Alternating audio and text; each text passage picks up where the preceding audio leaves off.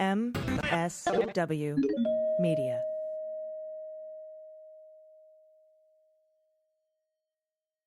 Thanks to Splendid Spoon for supporting the Daily Beans. Splendid Spoon sends delicious plant-based meals and snacks designed to fit into your busy schedule instead of taking time out of it. Get started today and get $120 off your first 3 boxes at splendidspoon.com/dailybeans. News with swearing. Daily Beans, Daily Beans. Daily Beans, Daily Beans. Hello and welcome to the Daily Beans for Friday, September 30th, 2022. Today, Trump Judge Aileen Cannon puts her thumb on the scale for Donald again. Trump uses Hurricane Ian to dodge a deposition in another fraud case he's involved in. Republican states are suing President Biden over his student debt forgiveness. A former NSA employee is charged with espionage. Oleg Deripaska is indicted for skirting sanctions. A Republican poll worker in Michigan is charged with tampering with voting machines. And a former Army major and their wife have been charged with leaking healthcare data to the Russians. And Ginni Thomas was interviewed by the January 6th committee today. I'm Allison Gill. And I'm Dana Goldberg. Hi, happy Friday, Dana. Happy Friday to you. End of the week. Lots of news. Lots of news. Lots of indictments unsealed today. And a little bit later, I get to talk with Dalia Lithwick. She's the author of the instant New York Times bestseller, Lady Justice, Women, the Law, and the Battle to Save America. Yes. And Dana, the Oath Keepers trial has a jury. They have found 45 prospective jurors. I expect opening statements to be taking place on Monday. The trial should last about 4 weeks. We will cover it briefly here on The Beans. So sounds good. That's a little bit about what's going on. Now let's dive a little bit deeper into the news and hit the hot notes. Hot notes. All right, so I'm just going to read from Marcy Wheeler's blog, emptywheel.net, about what Judge Aileen Cannon, who apparently is now Trump's defense attorney and deeming herself the special master, and about what she did today in the Mar-a-Lago documents case, because Marcy gets it 100% right 100% of the time. Now, this is just an overview. She says she's going to write more about this Friday, so give her a follow and check out emptywheel.net. She says Aileen Cannon, without explaining why she's intervening, just rewrote Judge Raymond Deary's work plans regarding the special master review. With no justification, zero justification, particularly given the way Deary has ceded to multiple issues Trump has raised. And after having been scolded, bench slapped, right, by the 11th Circuit for her improper claims of equitable jurisdiction, she effectively just eliminated any claim that the special master Trump picked and she appointed is a neutral observer. Altogether, she, 1, excused Trump from having to lodge challenges to the more detailed inventory list while misrepresenting the current deadlines for doing so. 2, accepted Donald's claims about the timing of vendors, even though the DOJ assumed that part of the task. So what Trump claimed, by the way, Dana, was the reason that no one wanted to work with Donald was because their timeline was too fast. It's not because he doesn't fucking pay his bills, which is hilarious. Oh, sure. Yeah. Sure. Cool. Number 3, she bought Trump's dodgy claim that there are 200,000 pages of documents before DOJ could lodge a correction. 4, ignored Trump's own hints. They missed the one deadline they faced so far. Number 5, invented claims about how long it took the Department of Justice to conduct the initial review. They just made it up out of whole cloth. And extended her own deadlines to make sure that nothing would happen until after the midterm elections. And then finally, she claimed, even after the 11th Circuit said differently, that there was no jurisdictional dispute over Rule 41G motions, when there clearly is, and the 11th Circuit pointed it out, said she doesn't have equitable jurisdiction and can't figure out why this isn't being, sussed out in Reinhart's court. That's the magistrate judge that is right around the corner and issued the actual search warrant rather than judge shopping 70 miles away to get Judge Cannon. Now, keep in mind, Dana, this has nothing to do with the 100 or so classified documents, okay? This is all the rest of the shit. The Department of Justice has resumed their use of those documents in the ongoing criminal investigation into Trump and his lawyers. The 11th Circuit says that they do not have to hand any of that shit over to the special master or the court or Trump's lawyers. And the Office of the Director of National Intelligence has resumed its risk assessment of those 100 or so documents, both of which, by the way, the criminal probe and the risk assessment are inextricably linked, as the DOJ said and as the 11th Circuit ruled. The Department of Justice has filed a notice of appeal to Judge Cannon's little ruling here, saying Trump doesn't have to answer as to why because, they're basically saying she's saying you don't have to respond to the inventory list, which means he doesn't have to say whether he declassified any documents or whether any of the FBI planted any of them. So the Justice Department has filed a notice of appeal, and I'll bring you the details once they file them.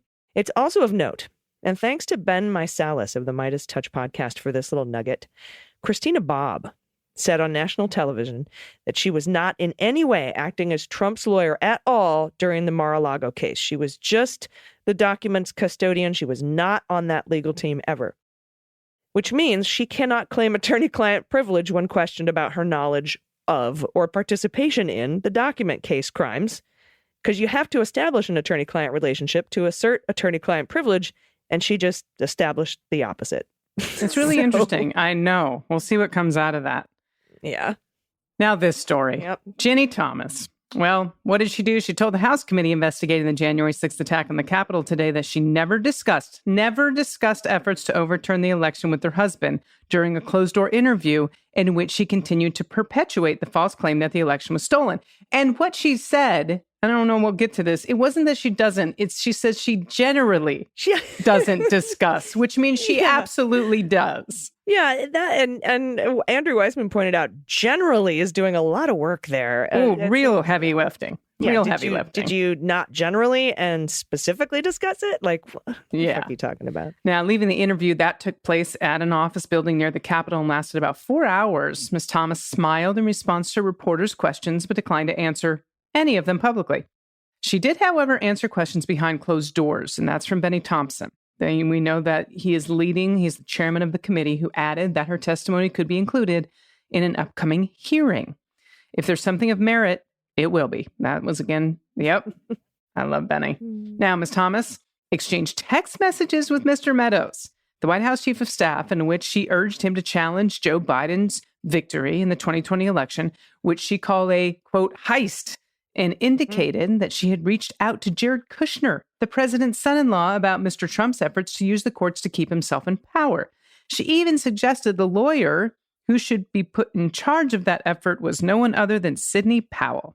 Now, Ms. Thomas also pressed lawmakers in several states to fight the results of the election, but it was Ms. Thomas's interactions with Mr. Eastman, a conservative lawyer who pushed Vice President Mike Pence to block or delay the certification of Electoral College votes on January 6th, that have most interested investigators.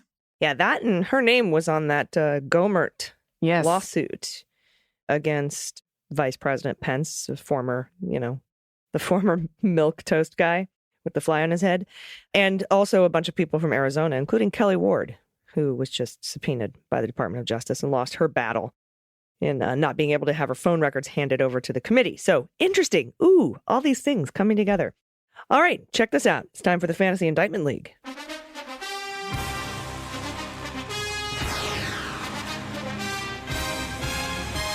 First up, Dana, Oleg Deripaska, our old friend, and his associates have been indicted for skirting sanctions and obstructing justice. Quote, as today's charges reveal, while serving the Russian state and energy sector, Oleg Deripaska sought to circumvent U.S. sanctions through lies and deceit to cash in on and benefit from the American way of life. That is Deputy Attorney General Lisa Monaco in a statement. 3 women were indicted alongside for allegedly taking part in Deripaska's scheme to evade sanctions, including his purported girlfriend, Ekaterina Olegovna Voronina, and Natalia Bardakova and Olga Shrieky. Shrieky, a U.S. citizen and New Jersey resident, so maybe she hangs out with Dr. Oz, was arrested Thursday, according to a Justice Department press release. The rest are on the lam. Bardakova and Shrieky are charged with 1 count of conspiring to violate and evade U.S. sanctions.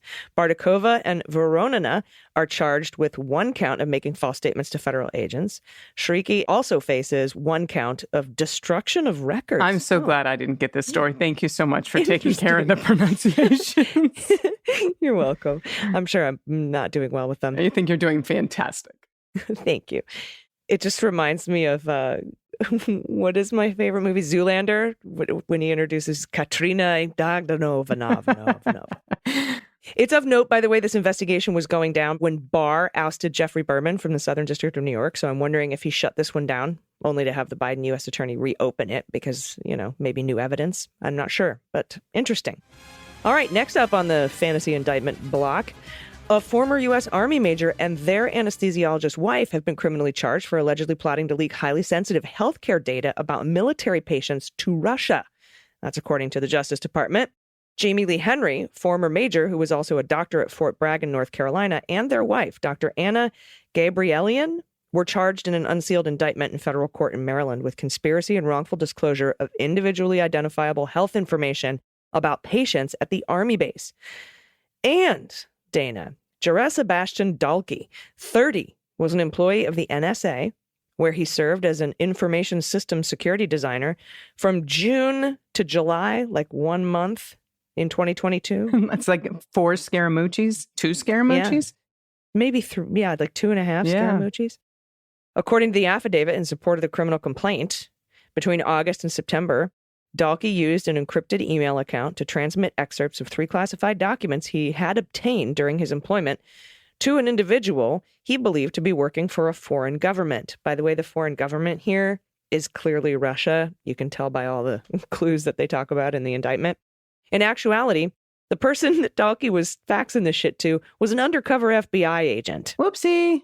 Dalkey subsequently, I actually didn't fax him, but, transmitted. Dalkey subsequently arranged to transfer additional classified information in his possession to the undercover FBI agent at a location in Denver, Colorado. Mile-high treason. To prove he had access to sensitive information, Dalkey transmitted excerpts of 3 classified documents to the undercover agent. Each excerpt contained classification markings. 1 excerpt was classified secret, and 2 excerpts were classified top secret. In return for the information, the FBI undercover agent provided the requested $85,000 in cryptocurrency, of course, to an address Dalkey provided. Dalkey is charged by criminal complaint, alleging 3 violations of the Espionage Act, which makes it a crime to transmit or attempt to transmit national defense information to a representative of a foreign nation with intent or reason to believe that information could be used to the injury of the United States or to the advantage of a foreign nation, something Donald Trump is currently being investigated for possibly having done. The Espionage Act carries a potential sentence of death or any term of years up to life in prison. And a Michigan poll worker has been charged after a witness saw him inserting a USB drive into an electronic poll book after the August 2nd primary. James Holkeboer. I'm just going to, you know what? Yes, let's just go with that. Holkeboer. What's that where we used to grab on the back of cars in the winter and slide across the hooky bobbing? That was what that was. Wow, I would have never come up with that. It's an East Coast thing. So anyway, Jim, an election inspector at the Gaines Township 8th Precinct, has been charged with falsifying records under election law and using a computer to commit a crime. Hooky Bobber, registered with the county as, well, guess what party, Dana? Republican. You ding, ding, ding, ding, ding. Tell her what she's won, Bob. Oh, she's won oppressive fascist regimes. Okay. Anyway, we have so many indictments today. That's why I wanted to bring the Fantasy Indictment League here today. So thank you for indulging me. What's up next? Oh, I have 2 more stories. First up, 6 Republican-led states, they sued Thursday to overturn Biden's plan to cancel up to $20,000 in student debt from millions of borrowers as conservatives advance legal challenges to one of the administration's signature economic policy initiatives. The new suit, filed in federal court in Missouri, comes 2 days after a conservative attorney in Indiana filed a separate lawsuit against the administration seeking to reverse that policy. Now, the lawsuit filed by the GOP-run states asked the court to block the program immediately to prevent the Biden administration from canceling loan balances as early as next week. Now, I don't think these lawmakers give a shit about the money. I really don't think they want people voting for Democrats in their state. AG, not sure this is the best midterm election strategy, but nothing surprises me anymore. It really doesn't. And there's a reason Donald Trump is riding out Hurricane Ian at his Florida beach club. He was scheduled to be deposed at Mar-a-Lago on Friday as a defendant in a class action lawsuit. The revelation was made public in letters filed in court Wednesday by the lawyers suing him. They're trying to question the former president in an ongoing case that accuses him, his adult children, and the Trump Organization of deception and fraud as they allegedly promoted scam businesses. Wow, they did. John Quinn, one of the lawyers representing a group of people accused Trump, told a federal judge on Wednesday that Trump refused to move his deposition out of Palm Beach, even as the hurricane approached.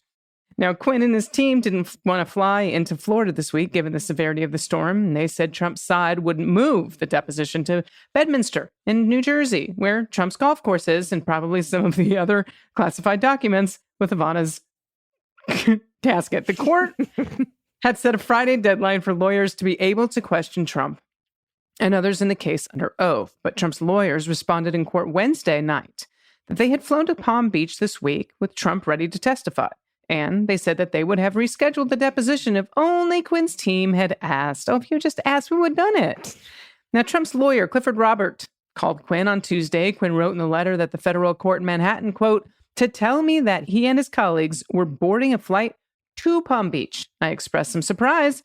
I believe I used the word walloped, but Mr. Robert indicated that they were flying down anyway. Continued on to say, we reached out to Mr. Robert and his colleague again this afternoon, both by phone and email, but we're not able to get in touch with him. That's what Quinn told the judge. And accordingly, he continued, the last we heard is that defendants insist the deposition go forward at Mar-a-Lago and on Friday. With all due respect, we did not believe this is prudent or safe because there's a fucking hurricane. All right. Quinn included in his letter a radar image of what I'm talking about, showing the intensity of Hurricane Ian. As of Wednesday night, Ian had weakened to a Category 2 hurricane hours after pummeling southwestern Florida, but officials continued to warn people to stay inside as the worst of the storm could still be on the way. Now, Trump's team shot back in court a few hours later on Wednesday that Quinn was misrepresenting what happened. And this, quote, President Trump stands ready, willing, and able to proceed with his deposition on Friday. And that's what his attorneys told the judge, whatever. Quote continues, now that we have all traveled to West Palm Beach and are currently sitting in the middle of a hurricane while plaintiffs' counsel enjoys the comforts of home, plaintiffs have the gall to request that the deposition for which defendants spent considerable time and resources preparing be canceled less than 48 hours prior to its scheduled date and time. Robert also accused the lawyers suing Trump of trying to give the public the impression Trump is unreasonable. Oh, yeah, just fly down to southern Florida in the middle of the worst hurricane in 1,000 years. What the fuck's wrong with you? Why am I unreasonable? Magistrate Judge Sarah Cave of the U.S. District Court of the Southern District of New York extended the deadline Wednesday night for Quinn's team to question Trump, saying she had done so, quote, out of concern for the safety of the parties, court reporter, videographer, and any other required attendees of the deposition. Now, the deadline for Trump to be deposed is now Halloween, October 31st. Spooky. Yeah, what a dick, right? Oh, of course. What, you wanted to question me Friday? Come, it's at Mar-a-Lago. Come now. Come down to Florida, you pussy. Fucking asshole. Meanwhile, he's hiding in a bunker somewhere, I'm sure. Yeah, and think about all the people he's endangering. Oh, of course. And he's like, what? Come down. Come at me, bro. Come down and question me. We agreed to this. This is what we agreed to. Like, no. And then what, do you think the judge wasn't going to postpone this shit? What a dick. And yeah, so this is one of those pyramid schemes that he promoted on The Apprentice. Right. And a bunch of people lost a bunch of money. Yeah. So that's what that's about. Yeah. And you know what? You're just trying to make me look unreasonable. No one needs to make you look like a bad businessman. You do that on your own. Yeah, you do that all by yourself. Totally. All right, next up, the author of Lady Justice, Women, the Law, and the Battle to Save America. Big, beautiful pink book you need to have on your shelf. It is an instant New York Times bestseller by author Dalia Lithwick. I'll be talking to her after the break. Stay with us. After these messages, we'll be right back. Hi, everyone. Summer is ending. It's my favorite season, Halloween season. And that also marks the start of back to busy season. Dude, traffic is getting so much worse. There's so much to do. I find myself scrambling to find time for meal planning, meal prep, shopping, for groceries, cleaning up after meals, dishes. That's why I love Splendid Spoon. I don't have to do any of that anymore because Splendid Spoon has over 50 ready-to-eat meals for you to choose from that get shipped right to your door. You can easily customize your meal plan to fit your schedule. Splendid Spoon gives you the fuel you need to tackle everything on your plate with plant-based, ready-to-eat meals delivered right to your door. From breakfast smoothies and lunch bowls to noodle dinners and light soups, they have something for everyone.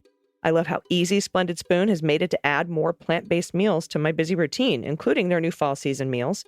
The roasted Brussels sprouts grain bowl is so delicious. It's got a ton of protein. It's amazing and only available for a limited time. So get it while you can if you love the Brussels sprouts like I do.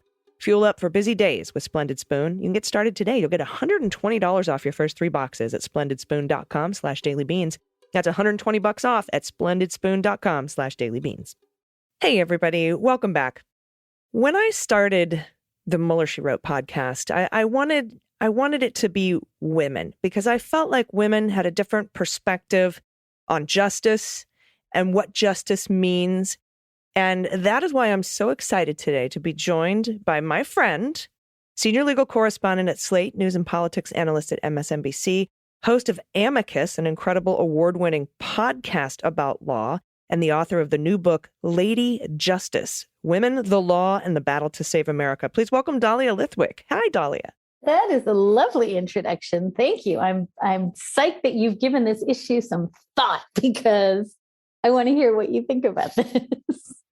I have. I've given it a lot of thought. I've been thinking about it for a very long time now because, I'm not a lawyer, but in politics and in the government, being working in the government executive, being in the Navy, it's a very different perspective women have of justice. I think we come at it with a little more compassion and we come at it with a little more strength, I think, and not in a better way, just a different way, because getting justice as a woman is so much different and more difficult.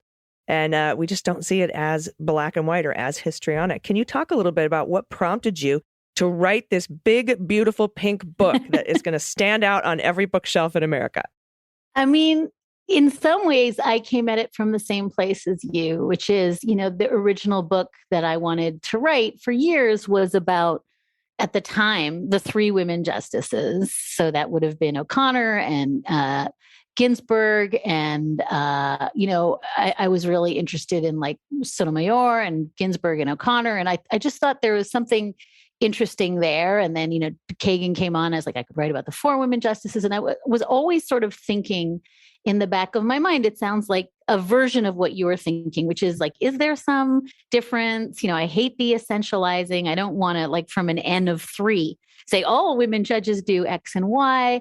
I know that Justice O'Connor hated the early studies that were done that tried to say there was a uniquely female approach to the law and that women approach, the Carol Gilligan stuff about women approach the law from a place of relationships and, balancing tests, and men are like muscular and, rules-based. And O'Connor hated that kind of theorizing. And I don't know that Ginsburg much cared about it, but I did sense the same way you're sort of flicking at that there was a difference in the ways they thought about the law, the ways they wrote, the way they conducted themselves on the bench.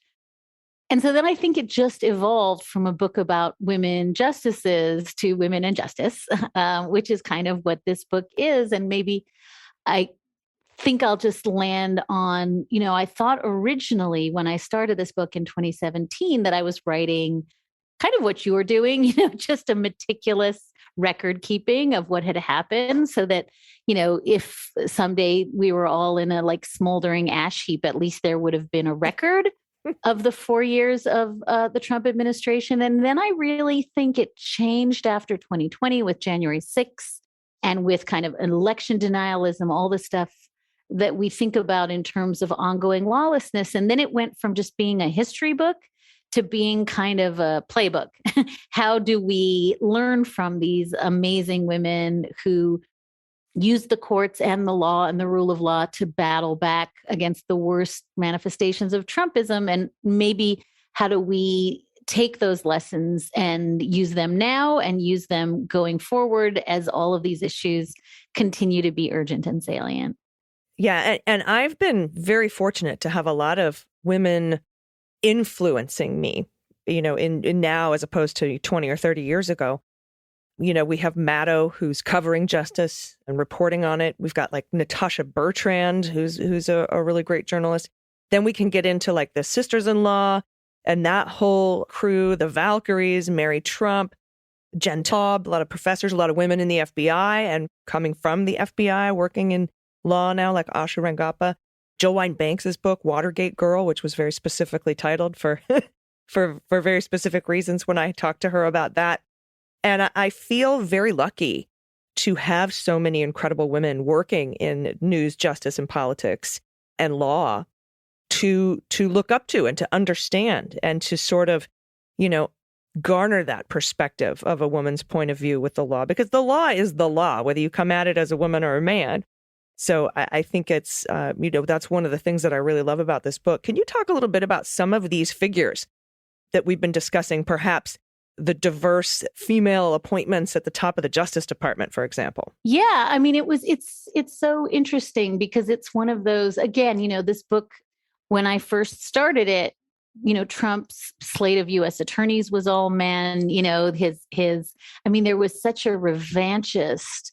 The judicial appointments were overwhelmingly white men, everything slid backwards. And so I think you're exactly right, that it matters immensely having like Lisa Monaco, having Vanita Gupta, having, people at the very top of the Justice Department who, and I guess this is a theme in the book, and I think maybe it's worth playing it out a little. But I think, the chapter about Vanita Gupta in the book is called The Insider Outsider, because it's about someone who literally spent her entire legal career suing the government and then turns around and becomes part of the Eric Holder Justice Department. And then, went in the sort of advent of the Trump era, she, takes the helm at the leadership conference. And so one of the things that I was playing with is, what is it to be an insider in the legal machinery? What is it to be an outsider? What is it to be both, the way Vanita was?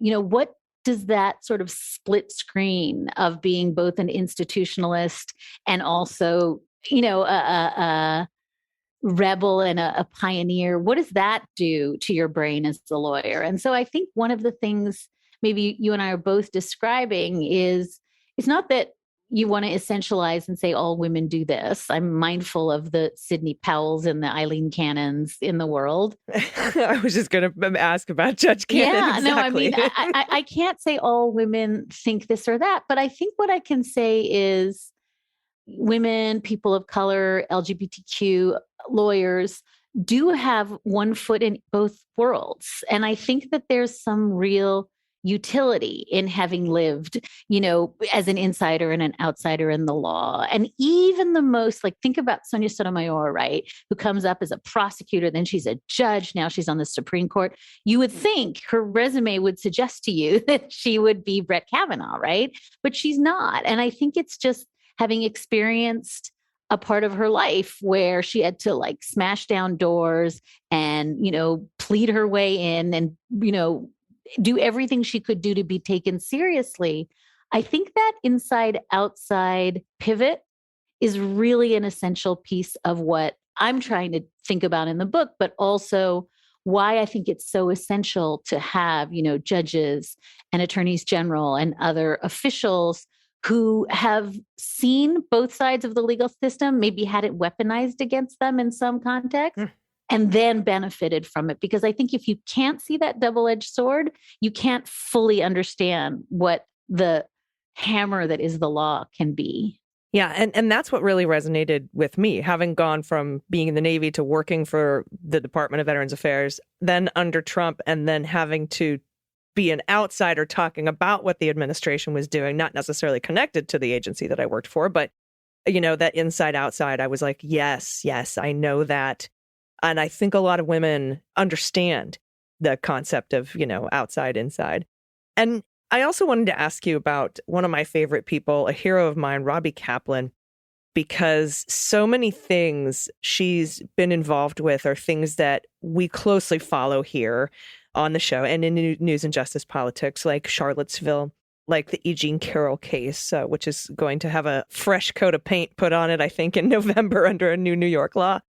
And so I also wanted to ask you about your discussions with her, writing about her, how and your connection there, because that was another part of the book that I think connected closely with. First of all, Robbie too would say she's an insider outsider, right? She's openly gay. She is at the top of the sort of appellate legal world. Was at Paul Weiss until she opened her own shop. But, Jewish, a woman. So she's both things. And I think she's one of those people who holds those two realities in her mind at all times. Robbie and I have been, we've certainly known each other for a long time. In the chapter about Charlottesville, I was the person who was living there that she called when she decided, 2 days after the Torch March in August of 2017, that she was going to come down and sue Nazis. So, we've known each other a long time. We've become closer during the writing of the book and in COVID. And I think maybe the other thing I would say about Robbie is she is just one of those, you just said it perfectly. She's like a Where's Waldo of the legal resistance, right? She pops up, she's representing E. Jean, she's representing Mary Trump, she's representing a bunch of people who were defrauded by Trump businesses. There's never a moment that Robbie doesn't look around and say, well, if someone isn't doing this, I'm going to do this, which is, by the way, why she did the Charlottesville suit. She and Karen Dunn fully expected the Jeff Sessions Justice Department, to leap in and figure out what had happened there. And I think that Robbie, in some ways, is manifestly one of those people who sort of simultaneously doing legal work and doing, and I say this with huge admiration, service work. There's not a lot of waiting around, workshopping, getting on 50 conference calls, figuring out if this is smart. We all thought the Charlottesville suit was insane. We were like, this is a crazy old KKK act. What are you doing? This implicates the First Amendment. She was totally right. And by the way, got a huge judgment. And I think there's something about leaping into the void, into the absence of action and courage that is so emblematic of how Robbie sort of sees her job in the legal world. And I'm loath to gender it too much, but I do think that there is, Becca Heller expresses some of this in her chapter about the travel ban, just this moment at which every one of these women in the book look around and say, well, someone's got to do something. I guess it's me. And that's kind of how, we've been doing the bake sales and the school runs for most of our lives. So I think there's and chores and just and caretaking of, people around. So I think there is some thread here and Robbie's very representative of it, of just if nobody else is going to do this suit, I guess it's me. Yeah. And it reminds me of just all of the thousands of women lawyers and judges working in the justice system today, that I feel like you're giving a voice to the unsung, right? Like my lawyer, Kathy Harris, Cater Parks Harris, right? Got me my severance from the VA when they wrongfully removed me from the Trump administration for having a podcast, God forbid. And she actually had to hand my case over to an associate because she was appointed by Joe Biden to be on the merit board in the federal government. I was like, yay, congratulations, but also sad, I'm losing you. But I just think of these women every day and how they're such an integral and necessary part of what we consider to be justice in the United States. I agree. And I think, and this is the kind of animating thesis of the book, which is that it isn't that there aren't men doing this. It isn't, in any way simple. And as I said, it's emphatically not the case that there are no women on the Sidney Powell side. But I do think that one of the things we failed to notice completely or respect completely is how many amazing, baller women have kind of occupied the field in the legal profession, have soared. This is, we're 2 generations off from RBG, not getting, having to hide her pregnancy and not getting called on in class. And here we are. And I just think part of what I wanted to do with the book was call that out and say, look at where we are. We're everywhere and, amazing, just like you said. And then I think the deeper thing that you said is so much of this book is a meditation on who gets famous and who gets credit.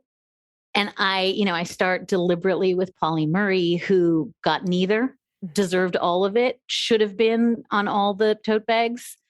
And I think that one of the things that I really found in thinking deeply about this is that there are tens and thousands, hundreds of thousands of women on the front line doing legal work in whatever context. And they're not famous and they don't get credit and we don't, make t-shirts, but they're holding up the sky right now. Mm-hmm. And I just wanted to really push aside the idea that, I'm saying this to your face, like Bob Mueller's going to save us all, that now Merrick Garland is going to save us. All we have to do is pop some popcorn and wait for Adam Schiff and Jamie Raskin. And I just don't think, that's a very healthy attitude toward democracy, but I actually don't think it's how women operate. I think women are not doing that. Yeah. And any eye alone can fix it. And, for the whole entire Mueller investigation, sure, I had a Mueller sweatshirt, but, it was like, hey, he's a prosecutor. He's an investigator. He's not going to save the country or democracy. We have to do that. We are the Muellers we've been waiting for. And I've been very consistent about that with Merrick Garland as well. Although I appreciate his appointment because that left the seat open for Ketanji Brown Jackson, who is now Supreme Court Justice and will be back. That seat will be backfilled by another amazing woman. And I'm very happy about that. And your book does that, illustrates that beautifully, by the way. And it's just, everyone needs it. It's absolutely wonderful. We need to knock Jared Kushner off of the charts with this. So I need everybody right now to go to wherever you get your books and order it. It's a must have. It's a staple in your collection. It's called Lady Justice, Women, the Law, and the Battle to Save America. I really appreciate your time today. It's great to see you again, my friend, Dahlia Lithwick. Thank you for having me. This is good. This feels good. This is why we did it. This is why we did it. It is why. This is why we do it. All right, everybody, stick around. We'll be right back with the good news. Are you struggling with the political upheaval of the current moment? Maybe you're trying to figure out how to keep going and fight for a better world. Well, starting in October, we're bringing you a brand new podcast made for the here and now. It's called Living Through It with ECM, a podcast for interesting times. Hosted by me, Elizabeth Cronise-McLaughlin, a renowned activist and leadership expert, Living Through It hosts weekly interviews with guests who are changing the world from the ground up. We're offering you advice on how to continue working toward a better future in the face of burnout and exhaustion. And our aim is to inspire you, create hope, and share a collective vision for a more just and equitable future. I hope you'll join us on Living Through It with ECM, a podcast for interesting times. Everybody, welcome back. It's time for the good news. Who likes good news, everyone? Then good news, everyone.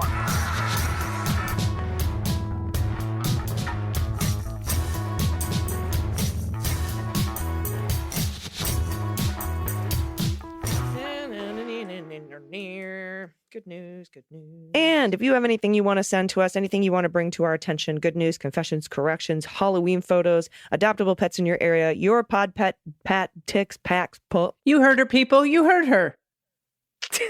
That's right. You want to send your pod pet tax people, pet ticks tax? Send them.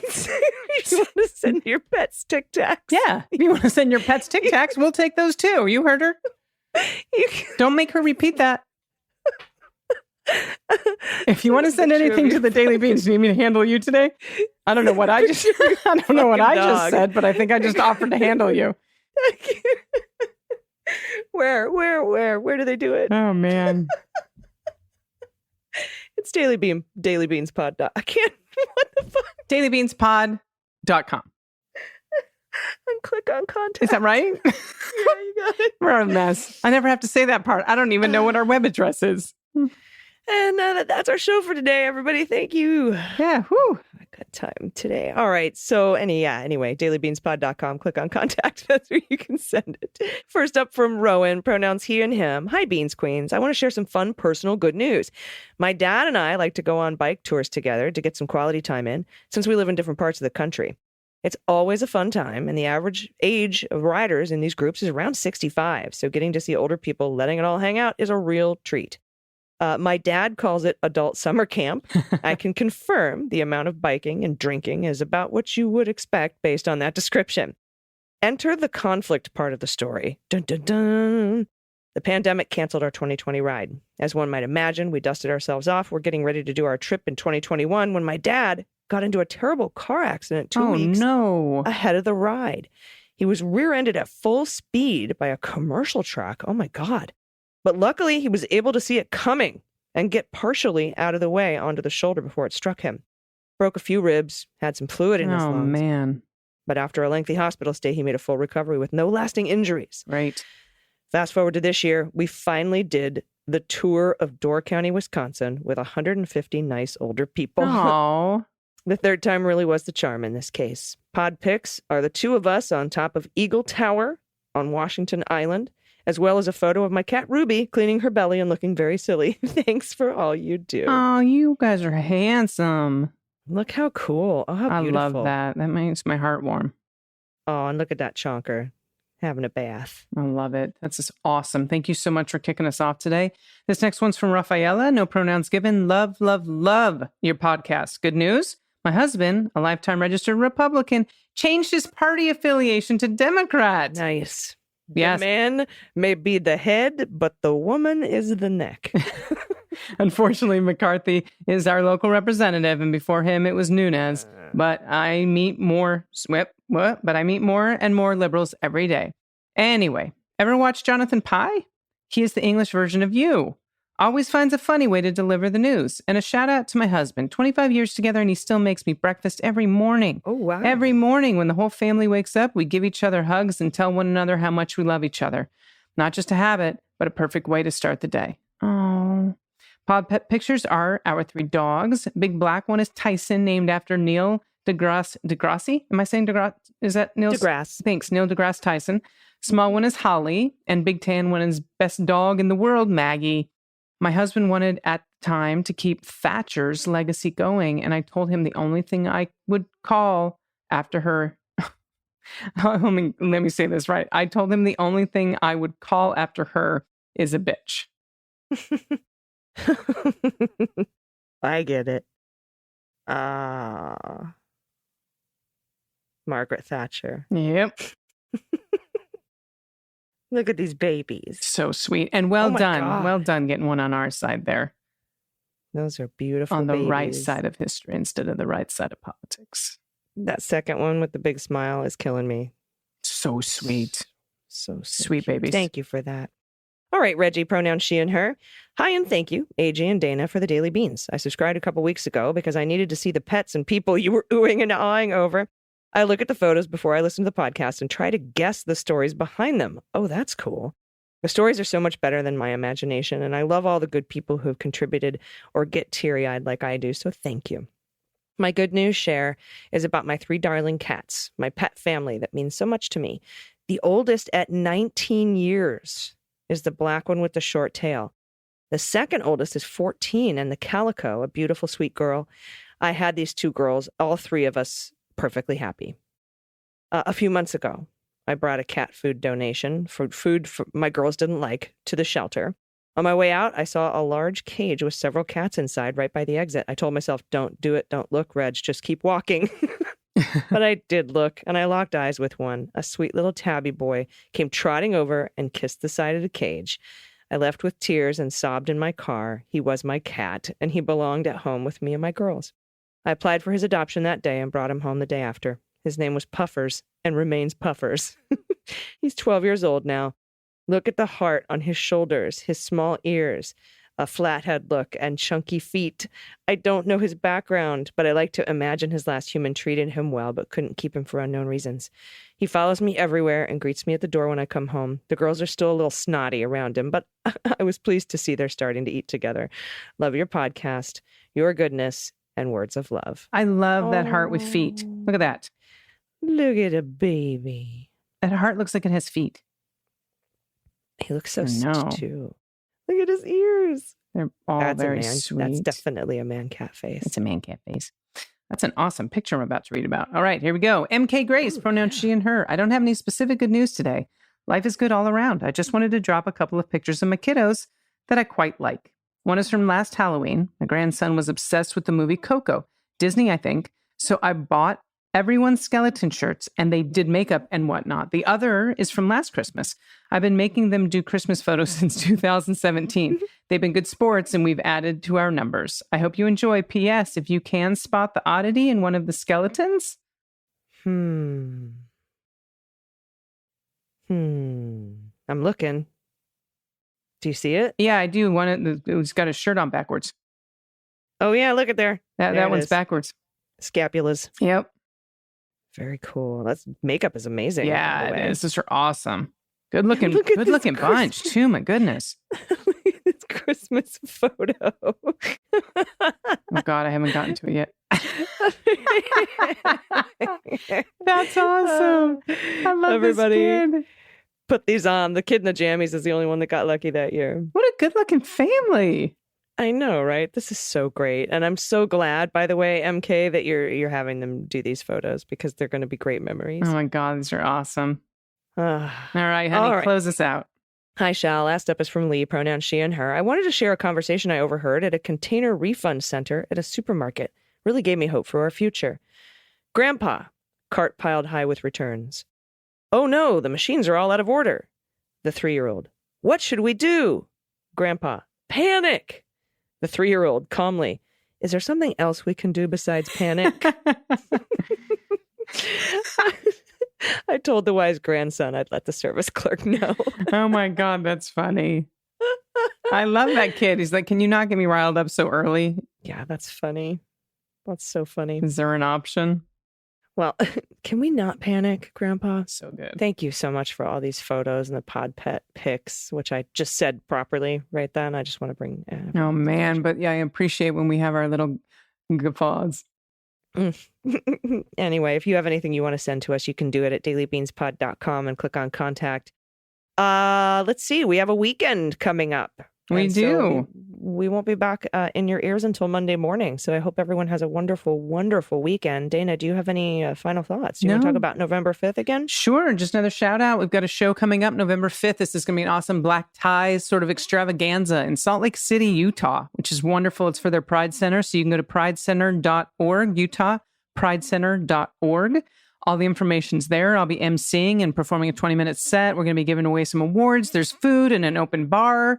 It's just going to be a really good time, and you're supporting a hell of an organization. So go to utahpridecenter.org if you're going to be in Salt Lake or anywhere around there on November 5th, and I cannot wait to see you. Awesome. I look forward to it. And everybody, until Monday, please take care of yourselves, take care of each other, take care of the planet, take care of your mental health. Vote blue over Q. And for God's sakes, take someone with you. I've been AG. And I've been DG. And them's the beans. The Daily Beans is written and executive produced by Allison Gill with additional research and reporting by Dana Goldberg and Aimee Carrero. Sound design and editing is by Desiree McFarlane, with art and web design by Joelle Reeder with Moxie Design Studios. Music for The Daily Beans is written and performed by They Might Be Giants, and the show is a proud member of the MSW Media Network, a collection of creator-owned podcasts dedicated to news, politics, and justice. For more information, please visit mswmedia.com. MSW Media.